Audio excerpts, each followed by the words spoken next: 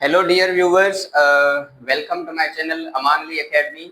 और हम इस वीडियो में डिस्कस करने वाले हैं एवरीडे साइंस के जो है वो मोस्ट इम्पोर्टेंट पॉइंट्स जो कि बहुत ही इम्पोर्टेंट हैं for the preparation of CCE screening test और उसके अलावा सीएसएस की जो एमपीटी होती है यानी कि एमसीक्यूज बेस्ड पेरीलिमिनरी टेस्ट जो कि सीएसएस की होती है, यानी कि वो भी एक तरह की स्क्रीनिंग है। और सीसी की भी जो स्क्रीनिंग अभी अनाउंस भी हो चुकी है, कुछ दिनों में होने वाली है, तो ये उनकी प्रिपरेशन के लिए काफी इंपॉर्टेंट होंगे। So we are starting them और आई विल ट्राई इस लेक्चर में, इस वीडियो में हम 100 पॉइंट्स को कवर करें और फिर जो कमिंग वीडियोस होंगी उनमें भी हम 100 पॉइंट्स को कवर करते जाएंगे। So let's start. अच्छा, प्लेनेट से रिलेटेड सवाल आते रहते हैं, ठीक है। अभी मैंने यहाँ पर कुछ लिखे हैं लेकिन काफी मैं आपको ओरली वर्बली भी बताऊंगा। तो आप ना ऐसा कीजिए कि आपके पास नोट्स अवेलेबल हो, इनको तो आप नोट करेंगे, ठीक है। इसका आप एक स्क्रीनशॉट भी ले सकते हैं और इनको नोट करने के साथ साथ जो चीज मैं आपको ओरली बताता जाता हूँ ना, उनको भी आप नोट करते जाएं, ठीक है। यहाँ पर वैसे लिखी मैंने 3 है लेकिन बताते बताते वो 40-50 हो जाएंगे, यानी कि जैसे हम वो एक सीन होता है ना कि नाम बताते बताते गोवा पहुंच जाएगा, तो इसी तरह से। अच्छा जी, सबसे पहले प्लेनेट से एक पॉइंट है that Neptune is the outer most planet, ठीक है। सबसे जो बाहर वाला प्लेनेट है वो है नेपच्यून, ठीक है। जो सबसे बाहर है मतलब सबसे आखिर में है वो नेपच्यून है।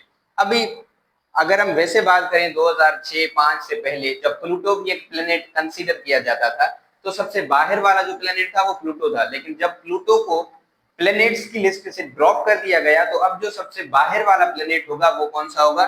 नेपच्यून होगा। अच्छा, फॉर सपोज अगर नेपच्यून को भी जो है वो प्लेनेट की लिस्ट से निकाल दिया जाए, ठीक है, तो फिर यूरेनस जो होगा वो आउटर मोस्ट प्लेनेट होगा। अच्छा, सबसे जो पहला प्लेनेट जो सूरज से, सन से सबसे नजदीक है वो है मर्क्यूरी, इसको भी आप नोट कर लें। उसके बाद जो आता है वो आता है वीनस, सेकंड पर, ठीक है। और थर्ड पर अर्थ है जहां पर हम रह रहे हैं। उसके बाद मार्स है, उसके बाद जुपिटर है, फिर सैटर्न है, फिर यूरेनस है और ये फिर नेपट्यून है। तो ये जो है वो 8 प्लेनेट्स हैं हमारे सोलर सिस्टम के। इनमें से ये सवाल भी आते हैं कि सबसे बड़ा जो प्लेनेट है वो कौन सा है, तो सबसे बड़ा जो है वो जुपिटर है, सबसे छोटा जो है वो मर्क्यूरी है, सबसे जो गर्म है, हॉटेस्ट है, वो जो है वीनस है, ठीक है। वाटरी प्लेनेट जो है वो अर्थ को कहते हैं क्योंकि यहाँ पर वाटर ज्यादा है। तो ये जो 7-8 सवाल मैंने आपको बताए ये भी आप अपने नोट्स में जो है वो लिख लीजिए। उसके बाद सेकंड पॉइंट है coulomb is the SI unit of charge. देखें, बहुत सारी फिजिकल क्वांटिटीज होती हैं, बहुत सारी, और हर फिजिकल क्वांटिटी का एक स्पेसिफिक यूनिट होता है। जैसे कि चार्ज का जो एसआई यूनिट है वो है कूलम, इसी तरह मास का एसआई यूनिट होता है किलोग्राम, लेंथ का एसआई यूनिट होता है मीटर, टेम्परेचर का एसआई यूनिट होता है केल्विन। इसके साथ साथ अमाउंट ऑफ सब्सटेंस होता है जो कि केमिस्ट्री में यूज होता है, उसका एसआई यूनिट होता है मोल। इसी तरह करंट का होता है एम्पेयर, ठीक है। तो इसी तरह बहुत सारी क्वांटिटीज होती हैं, उनके डिफरेंट यूनिट्स होते हैं। फोर्स का न्यूटन होता है, स्पीड का मीटर पर सेकेंड होता है। अच्छा, उसके बाद है वेरी हाई फ्रीक्वेंसी है shorter wavelength. Dear viewers, जिन वेव्स की फ्रीक्वेंसी जो है वो ज्यादा होती है उनकी वेवलेंथ कम होती है। लेट सपोज हमारे पास ये एक वेव है, यहां पर मैं लिख देता हूं, एक वेव हमारे पास ये है। इस वेव की जो है ना वो फ्रीक्वेंसी ज्यादा है और इस वेव की फ्रीक्वेंसी कम है।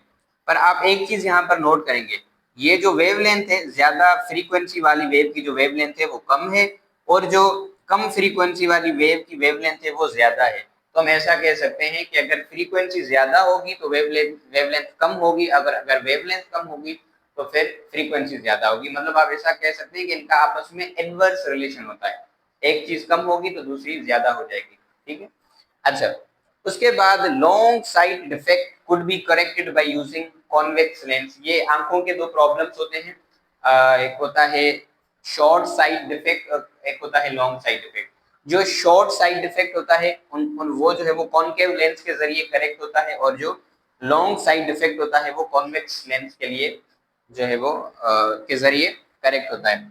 अच्छा, आप इसके अगर आपको डिटेल्ड लेक्चर्स चाहिए तो आप कमेंट्स कर सकते हैं या फिर मोस्ट प्रोबेबली इनमें से काफी टॉपिक्स ऐसे होंगे जिनके ऑलरेडी इस चैनल पर वीडियोस मौजूद होंगे, जिनमें हम इन सब चीजों को डिटेल में डिस्कस करेंगे। देखें, ये बुलेट पॉइंट्स है ना, जैसे कि अब वेव्स की बात करें, वेव्स पूरा एक अलग टॉपिक है, इस पर अलग लेक्चर्स बन सकते हैं।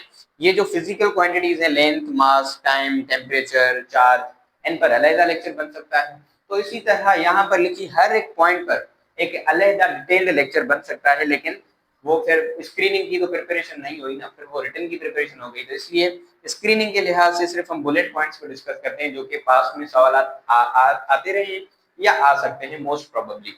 उसके बाद deficiency of vitamin A results night blindness, ठीक है, जिनमें विटामिन ए की कमी होती है तो उनमें नाइट ब्लाइंडनेस का इशू होता है, यानी कि उनको रात को देखने में दिक्कत होती है।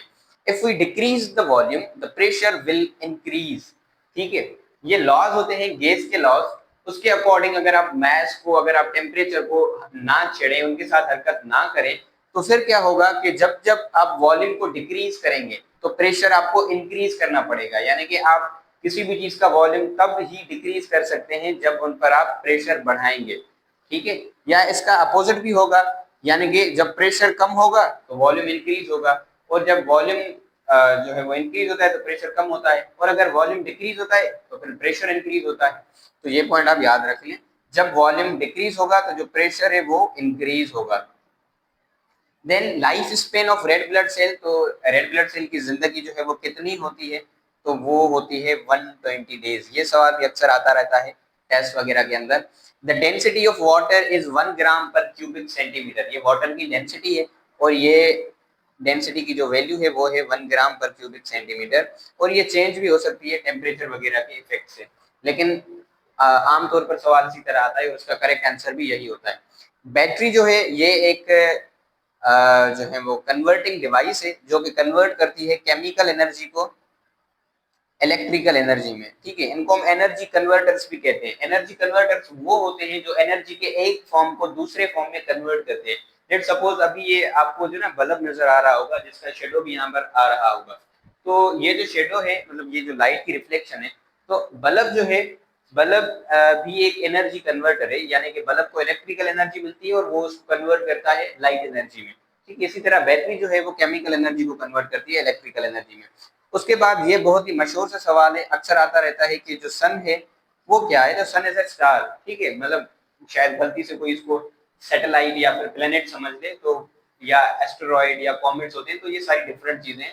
सन इज ए स्टार, ठीक है, और हमारे सोलर सिस्टम में एक ही स्टार है जो कि ये सन है। उसके अलावा एक एडल्ट जो बॉडी होती है उसके अंदर ब्लड कितनी होती है, ऑलमोस्ट 5 लीटर्स।